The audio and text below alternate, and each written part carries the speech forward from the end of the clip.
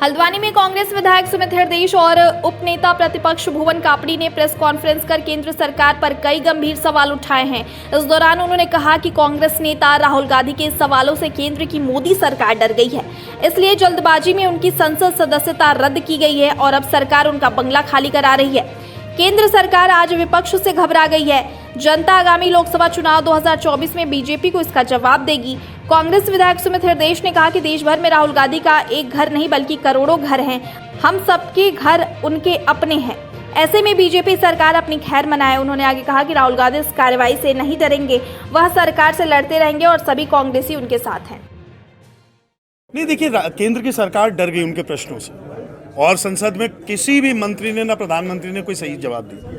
और राहुल जी जिस प्रकार से लोकतांत्रिक व्यवस्थाओं पे जो बदहाल होती जा रही हैं, ध्वस्त होती जा रही हैं, आर्थिक सामाजिक न्यायिक व्यवस्थाएं जो ध्वस्त होती जा रही हैं, जब वो प्रश्न चिन्ह उठाते हैं तो भारतीय जनता पार्टी की सरकार डर जाती है। और ये डर का नतीजा है कि आनन फानन में गुजरात के एक सेशन कोर्ट पे मानहानि का कोई केस था, उसमें उनकी सदस्यता तुरंत कोर्ट ऑर्डर निकला नहीं, उससे पहले 26 घंटे में सदस्यता रद्द और उनसे कहा जाता है आप अपना बंगला खाली करिए। तो मैं संदेश देना चाहता हूँ, पहली बात तो राहुल गांधी जी के करोड़ों करोड़ों निवास हैं यहाँ पे, क्योंकि उनके करोड़ों करोड़ों चाहने वाले इस देश में हैं और हम सबके जो घर हैं वो राहुल गांधी जी के घर हैं और वो उस परिवार से आते हैं जिसने देश की आज़ादी से लेकर आधुनिक भारत के निर्माण में पाकिस्तान के 2 टुकड़े कराने में जिनका श्रेय है, ऐसे परिवार से आते हैं। तो ये गिदड़ भपके से नहीं डरने वाले हैं और राहुल जी का जो प्रहार है उसमें और तीव्रता आएगी और सत्य की लड़ाई में और आगे बढ़ेंगे। बिल्कुल, हमने नहीं, पूरे देश के जितने कांग्रेसी हैं सब उन्हें इनवाइट करते हैं।